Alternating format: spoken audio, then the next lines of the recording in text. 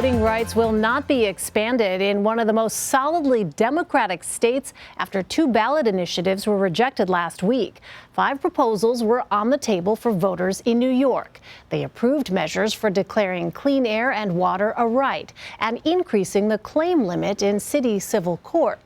However, initiatives focused on redistricting and voting rights were rebuffed in a year where a number of Republican-led states are imposing ballot box restrictions. For more, I want to bring in Rachel Holliday Smith. She's a senior reporter at The City. Rachel, welcome. You know, this is a really interesting dynamic. How in democratically reliable New York did voters reject what was billed by Democrats as an expansion of voting rights? Essentially, what happened is that Republicans in New York State spent a good amount of money to galvanize the people who are the reddest parts of New York State, so upstate counties, suburban areas in New York. And in New York City, where most of the bluest votes come from, people just weren't as excited to get out and actually vote for these. So these measures that would have led the way to increased voter access just didn't have the votes to make it, and upstate counties and redder areas of the state prevailed here. And I also read that there was perhaps some concern about the wording of these initiatives. Was that a factor potentially? Well, it's always a concern with ballot initiatives. You know, the Board of Elections does its best to convert sort of dense legal language into plain English that people can read.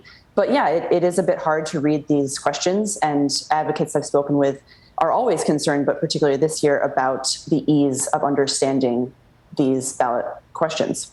Well, the state legislature is controlled by Democrats. Can they do anything to act on these measures after voters rejected them? Unfortunately, they have to start from scratch. In other words, to get this back on the ballot, they have to go to square one, and it may take up to 3 or 4 years for this to come back to voters to be accepted. And I will say that they can't just, with a stroke of a pen, do same-day voter registration or these other ballot initiatives, because we have to change the New York State Constitution to make these voter access measures go through. So this has to be done by a ballot initiative approved by the voters, and that cannot happen until 2 consecutive state legislature sessions approve this for another ballot proposal. So we're really back to square one on these measures, unfortunately.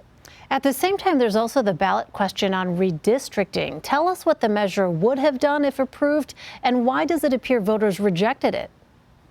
Yeah, there are a lot of things that were wrapped up in this one question, but the most important parts of it for the next year, very soon, a few weeks away, is that it would have given the Independent Redistricting Commission to draft those state lines, those political lines in New York State's districts. It would have given them a little bit more time to do that. The voters rejected it, so they actually have to do that on an expedient, a more sped up timeline.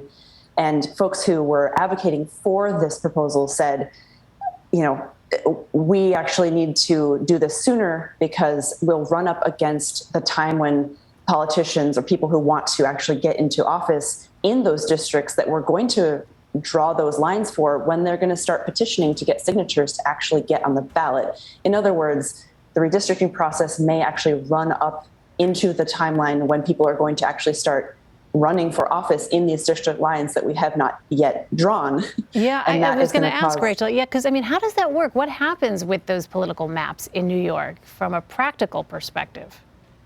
Yeah, right now, the Independent Redistricting Commission is creating a first draft of those maps. Then those go to the state legislature, which have to approve them. If they reject them, they get to draw their own lines. But it's always a big fight. And, we've got a June primary next year. So it seems like it's far away now, but it's actually a really sped up timeline, a shortened timeline to get all of this done to allow voters to actually go to the polls and vote on these new district lines. The clock is ticking. All right, Rachel Holliday Smith. Rachel, thanks very much. Of course. Thank you.